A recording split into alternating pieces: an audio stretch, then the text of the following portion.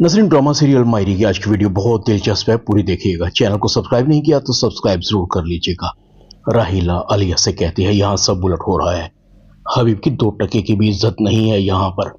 आलिया कहती है मगर आपी वो तो इस घर के बड़े हैं। राहिला कहती है इस घर में सारे ही बड़े हैं, बस एक हम ही छोटे हैं। जिसका जी चाहता है अदालत लगाकर बैठ जाता है। वो बड़ी भी कहने को बीमार है, कब्र में टांगे लटक रही हैं। मचाल है जो उसके सामने जरा से भी कोई लफ्ज बोल जाए फौरन जुबान पकड़ लेती है। रह गई समीना, वो तो है ही महारानी, उसके क्या कहने। मैं तो समझी थी कि आयशा की बच्ची यहाँ से चली गई है, अब मेरी जिंदगी आसान हो जाएगी और समीना की जगह अब मुझे मिल जाएगी। मगर मुझे लगता है कि मेरी जिंदगी में ये सुकून कहाँ। मैंने तो सुना था वो पिद्दा पिद्दी एक दूसरे को पसंद नहीं करते, उनकी शादी जबरदस्ती की गई है। वो जितने जमीन पर हैं उतने ही जमीन से नीचे हैं। दोनों ने मिलकर ऐसी चाल चली कि हबीब की इज्जत सबके सामने 2 कौड़ी की होकर रह गई है। इल्जाम लगा दिया हबीब पर उन्होंने फैक्ट्री के अकाउंट से 10 लाख रुपए की अपने अकाउंट में ट्रांजैक्शन की है। और तो और साइका और काम वाली मासी को अपने साथ मिलाकर हबीब के खिलाफ गवाही भी दिलवा दी। मेरा तो सर दर्द से चकरा रहा है, सोचती हूँ यहाँ क्यों आई, इससे तो बेहतर वहीं थी। कम से कम इस सारे जंजालपुरे से तो सामना नहीं करना पड़ता था। दम घुट गया है मेरा, यहाँ पर हर वक्त कमरे में बंद रहती हूँ। तुम सुनाओ, मेरे बखेड़े तो ऐसे ही चलते रहेंगे। तुमने आयशा को तो उसकी औकात में रखा हुआ है ना। देखो वो यहाँ आ तो गई है, उसकी जिंदगी को इतना मुश्किल बना दो कि ये खुद ही अपना सर कहीं लेकर चली जाए। आलिया कहती आपी आप बेफिक्र हो जाएं, मैं उसका तो वो हाल करूंगी कि सारी जिंदगी याद रखेगी कि उसका किन बहनों से पाला पड़ा है। रस्सी तो चल गई है मगर बल नहीं जा रहे। नवाबजादी अपना हक जिता रही थी, मगर मैंने भी कह दिया औरत का घर तो असल में उसके शौहर का ही होता है, और तुम्हारा शौहर तो तुम्हें मुंह लगाता नहीं, इसलिए नखरे खत्म करके जो मिले वही खा लिया करो और मेरे मुंह लगने की कोशिश ना किया करो। बस मेरी सास है ना, वो सारे मसले की जड़ है, वरना जमशेद की क्या मचाल जो उसको 1 मिनट भी मेरी मर्जी के खिलाफ यहाँ रुकने दे। मैं रात को दिन कहूँ तो जमशेद इनकार नहीं करता। राहिला कहती तुम बड़ी खुशकिस्मत हो कि तुम्हें जमशेद जैसा शौहर मिला है। अच्छा मैं रखती हूँ, कल फिर बात होगी, मगर तुम आयशा को 1 मिनट के लिए भी ये ना समझने देना कि ये घर उसका है। मैं भी सोचती हूँ आगे इनके साथ क्या करना है। आलिया कहती है छापी अपना ख्याल रखिएगा। दूसरी तरफ एनी फाखिर को बड़े प्यार से टिकटकी बांध कर देख रही थी। वैसे तुम्हें देखकर नहीं लगता कि तुम पहले वाले स्टूपिड डफर फाखिर हो जो बिल्कुल निकम्मा था। फाखिर कहता है और तुम चुड़ैल सड़ियल मरने मराने वाली चलाको मासी, कहाँ गई तुम्हारी वो हरकतें। हर वक्त भीगी बिल्ली बनी रहती हो। पहले तो अपने आप को बड़ी तीसमार खान समझती थी, अब किसी के सामने तुम्हारी चूं भी नहीं निकलती। एनी कहती है तुम मुझे ताने दे रहे हो। फाखिर कहता है और तुम क्या मेरी तारीफ कर रही हो। वैसे तुम हो बड़ी मतलब परस्त, जब तुम्हारे ऊपर थोड़ी सी मुसीबत आ जाए तो फौरन फाखिर को अपना हथियार बना लेती हो। एनी कहती है हाँ तो क्यों ना बनाऊं, तुम मेरे वो जो हो जो तुमने कल कहा था। फाखिर कहता है मजाजी खुदा, पहले कहना तो सीख लो।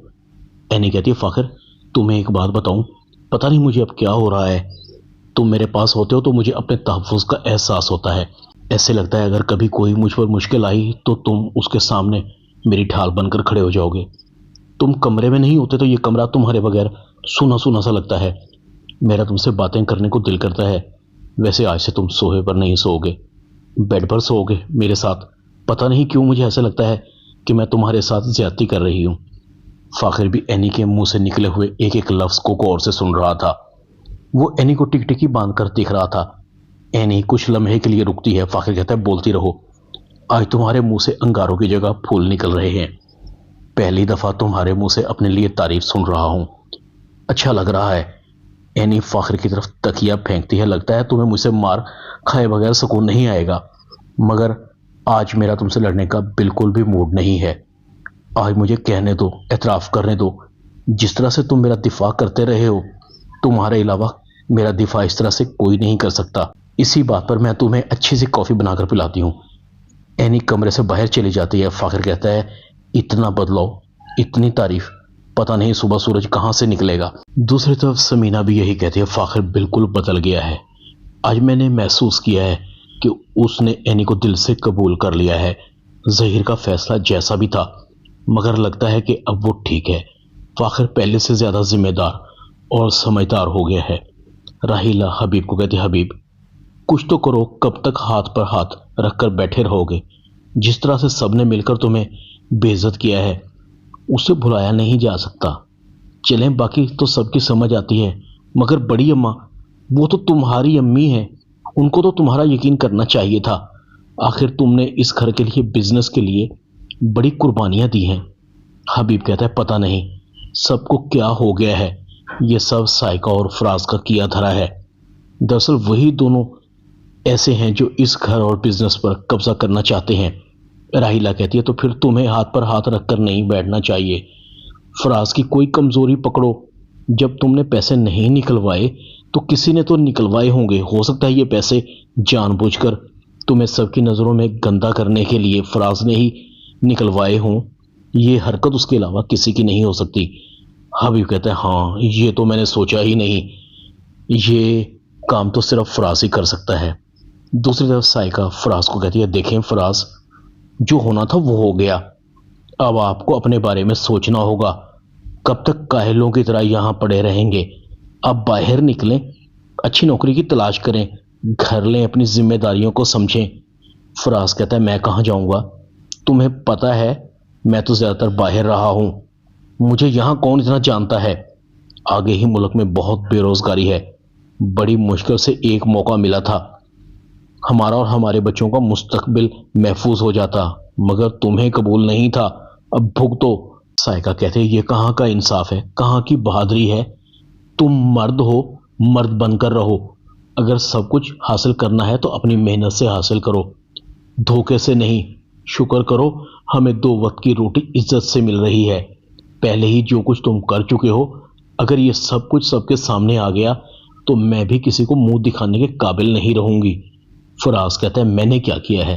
سائقہ کہتی ہے، فراز صاحب، میں تمہاری بیوی ہوں، تمہاری ایک ایک رگ سے واقف ہوں۔ 10 لاکھ روپے فیکٹری کے اکاؤنٹ سے حبیب نے نہیں بلکہ تم نے نکالے ہیں۔ حبیب کو میں اچھی طرح سے جانتی ہوں، وہ ایسا کر ہی نہیں سکتا۔ اگر اسے ایسا کرنا ہی ہوتا تو وہ اتنی بڑی انویسٹمنٹ کیوں لے کر آتا؟ جب سب کچھ اس کے ہاتھ میں ہے تو وہ چوری کیوں کرتا؟ سلپ ضرور آپ نے ہی حبیب کے کپڑوں میں رکھی ہوگی۔ حبیب کا چہرہ صاف صاف بتا رہا تھا کہ اس کے خلاف کسی نے سازش کی ہے۔ فراز کہتا ہے، تمہیں پتہ نہیں کیا ہو گیا، تمہیں سب ٹھیک لگ رہے ہیں سوائے میرے۔ ڈرامہ ماہری میں اتنا ہی۔ چینل کو سبسکرائب کر دیں، ویڈیو کو لائک کر دیں اور بیل آئیکن کے بٹن کو دبا کر آل پر کلک کر دیں تاکہ آپ کو میری نئی آنے والی ویڈیو کو نوٹیفیکیشن فوراً مل سکے۔ اپنا خیال رکھیے گا۔ اللہ حافظ۔